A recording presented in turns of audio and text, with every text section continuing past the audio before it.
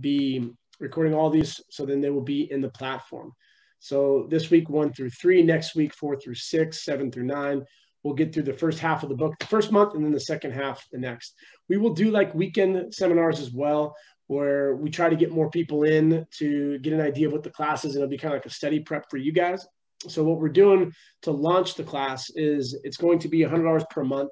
But for the first month, if you post in your Instagram and you tag us, Brock and I, then at the end of the first 30 days, we will give you $50 back. So it's half off. And then if anyone were to sign up for it, then you get the month for free the next month. So essentially what you'll be able to do is if you know any strength coaches, anyone who may be interested and they sign up for it, then you could go through this 2 months and get it for free. So that's going to be our goal. We will eventually have weekend seminars as well, where we will be going through an actual 2-day seminar on helping you with the not only programming, but form and everything for the specific lifts. So where are we going to start? Right here. Yeah. All right. Any questions for Brock Rod before we get going? So we will have in our study guide over 400 questions, of which we will we've collaborated them from all different associations and questions. Do we want to do the case example first, or go right into the question? Sorry, you're at where is that case example? I'm still learning how to navigate through this. Where did I put it? I sent it to you, didn't I? You want to just here? How about this? Let's go here. You want to read out the numbers, and I'll put it in here. Can you guys see the whiteboard right here? Yep.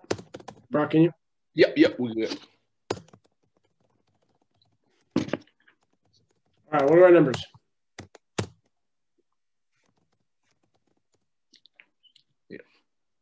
Yeah, so we have that. I know we said 155-pound bench press, 225-pound squat, 135-pound clean and press. High school basketball player, 16 years old, 6'1", 155. 225 squat, and then what was the clean? 135. Clean and press, yep. Clean and press. So we wouldn't do it in this order, obviously, but what is something that we would want to work on with this athlete? So this is kind of an open-ended question. We got a bench 155, so he can do his body weight, squat 225, clean and press 135. Bench, probably, yeah. Okay, Jimmy says bench.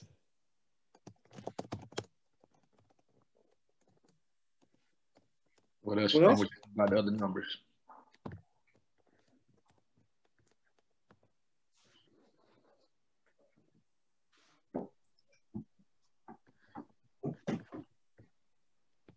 Lively group today.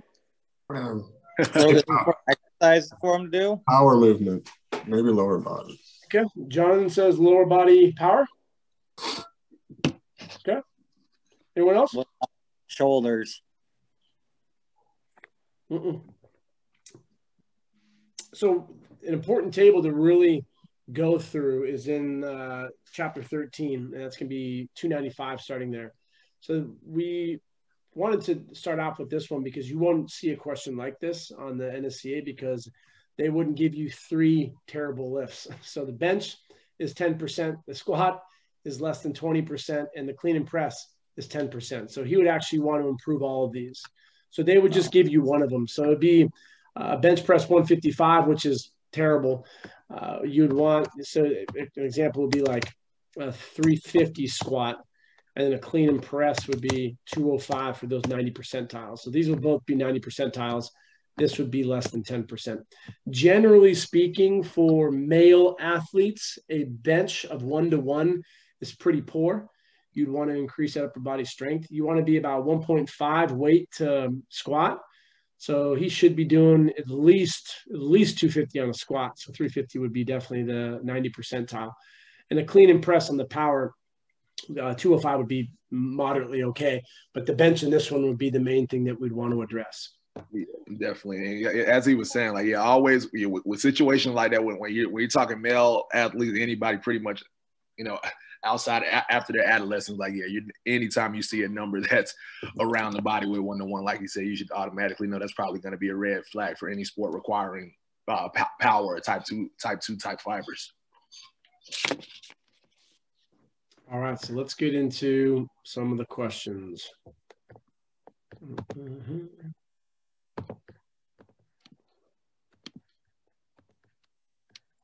All right, we're going to go here. First 3. Start off right there. All right, so let's get it started. Which of the following bones is part of the axial skeleton? A, calcaneus, B, T4, C, patella.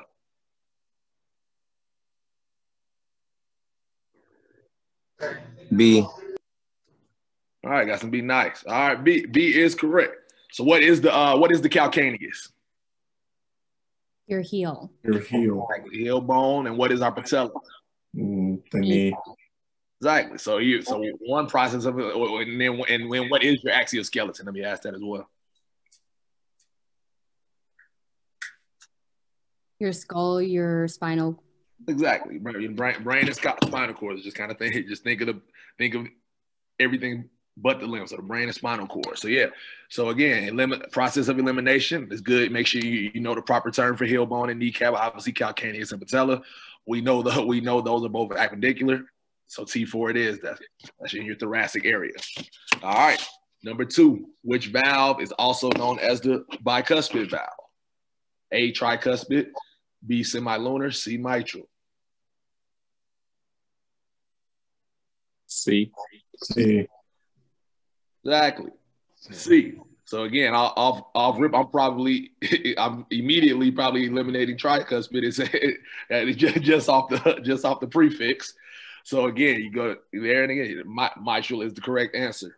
What is our semilunar valve?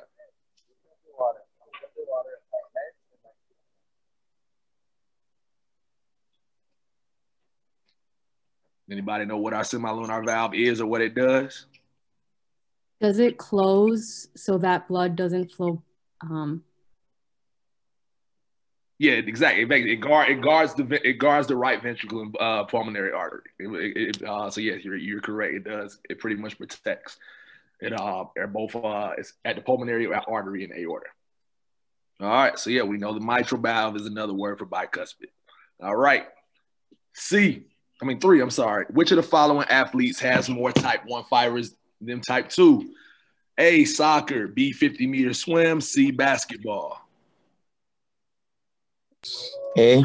A. All right, see some B's. A is the correct answer. So again, let's go back. Let's go 50-meter swim.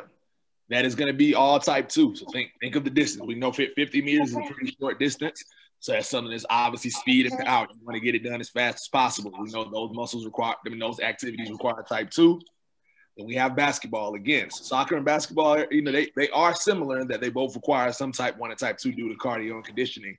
But soccer is much more cardio. But just think of the length of the game and the amount of time people are running. Much less stoppage than basketball, etc. And also think of the size of the athletes. Usually basketball players are going to be larger, more powerful looking than soccer players. So just again, process of elimination, we know that that's soccer out of those 3 options are going to be type 1, although there's a lot of type 2 fibers involved in soccer as well.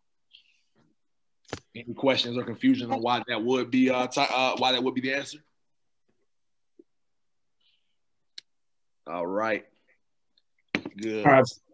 So for getting into question 4, they will trick you like this by exchanging the term type 1 and slow twitch. But as we know, those are used interchangeably. I think that where you're at now in your current juncture of studying, how your brain should go is you think type 1, automatically associate like a marathon runner. Type 2, think of a sprinter. Anything that we do in track that's going to be field related, long jump, triple jump, pole vault, high jump, 100, 200, discus, javelin, those are all primarily 2. Now, with muscle fibers, it's never 1 or 2. But in these cases, you'll notice that they're asking which one is primarily. And so the questions that they're going to look at are 1, but then we have a variant in the middle, and then we have the most powerful one. So what's the name of the most powerful one? 2X. And then what's the hybrid version? 2A. Yeah. So we got 2A. So I like to think of A is almost like a 3-garden basketball. And so it depends on the variables within that individual, but some of the characteristics will mimic the X, which can be explosive. But there will be, depending on their sport, you will have a comparison to type 1. Now, if you haven't ever seen what a biopsy looks like, it's really neat. In college, they did this at UConn. They take a pin like this, and it's just a device, and they literally, it was a badass thing because as a poor college student, each time that they would do one of these, you got $1,000. So you go through and do like a leg extension for a certain rep scheme. And then the physiologist, like Dr. Kramer, who wrote a couple chapters in here, he'd take that thing and jam you in the fucking leg, and then he'd push this. And so when he pushes it, it literally takes out a piece of your meat, and they knock that meat off, and you got a little freaking shish kebab thing right here. You bring it to the laboratory, and they do all this dye shit, and it's crazy. And so you can see the variance.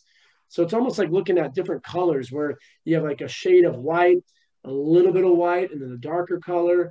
And so you have these variants within muscle fibers. And so what we try to do is simplify it by just saying there's 1 or 2. But it's really a subdivision, a spectrum, like they call it the muscle action spectrum. So 1, also referred to as slow twitch. Who could tell me some of the characteristics of a slow twitch muscle fiber? Just name one and then mute yourself. Well, the slow switch is like least resistance to fatigue. Good. Yep. Nice. Anyone else? Yep. Good. They're more aerobic. Nice. Mitochondria density. Yep. So who could tell me what dorsiflexion is?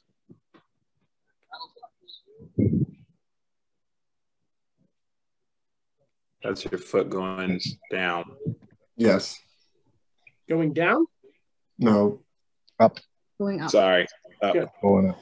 And this is how when Brock and I talk about how we wanted to kind of schedule this is we want to dance around. We're going to have questions, but we also want to dance around because on the exam, you're not going to get 5 in a row that are based specifically on this topic. They're going to ask a question about fiber types, and then they're going to ask about a fulcrum in the next one. And then they're going to ask about concentric, and then what is the main action of the latissimus dorsi. So your brain needs to be able to dance around. So we have dorsiflexion, which is coming up. What would be the agonist for dorsiflexion?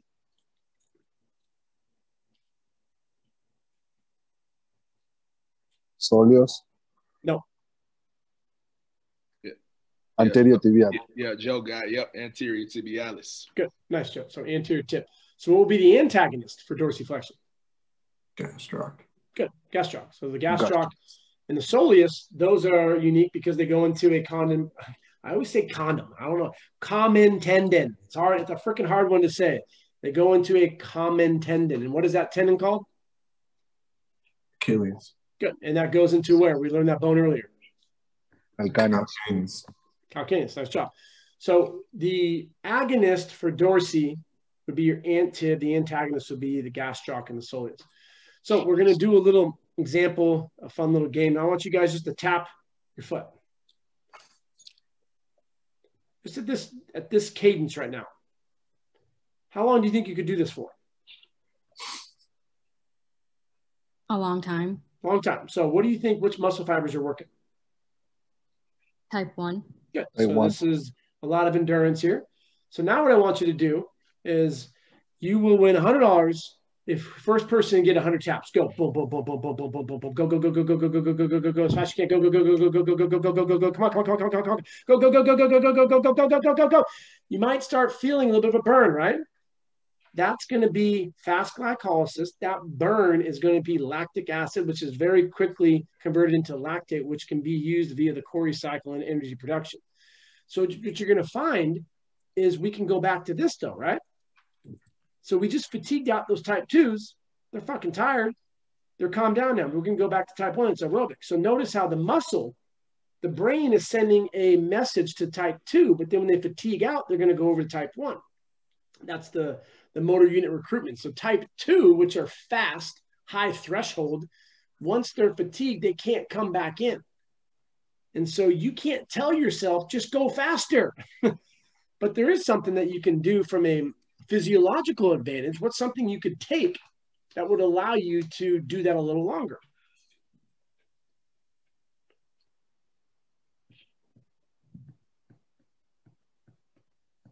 Ooh, John's looking back and forth like, what the fuck are you talking about? I didn't hear the question, I don't think.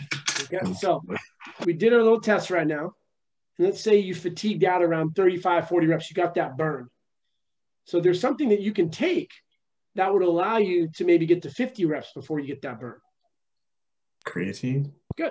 So creatine phosphate, what it does is when you burn out right there, you don't have enough inorganic creatine phosphate molecules to bind with the ADP, and you have too much lactate running around.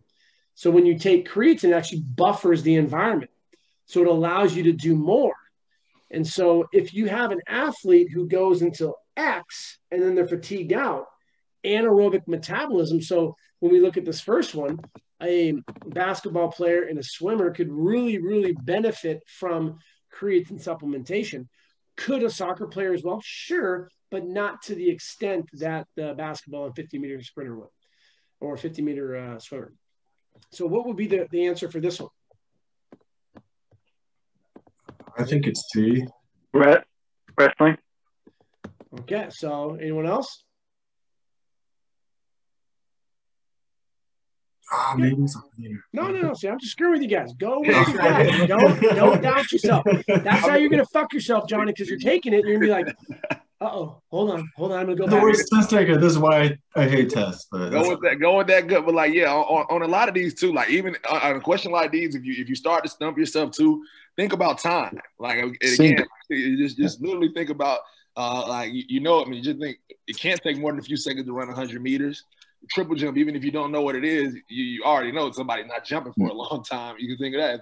And so automatically, let's go to wrestling. Even if I don't know exactly how long rounds are, I know that it's definitely longer than those. So it's going to be wrestling.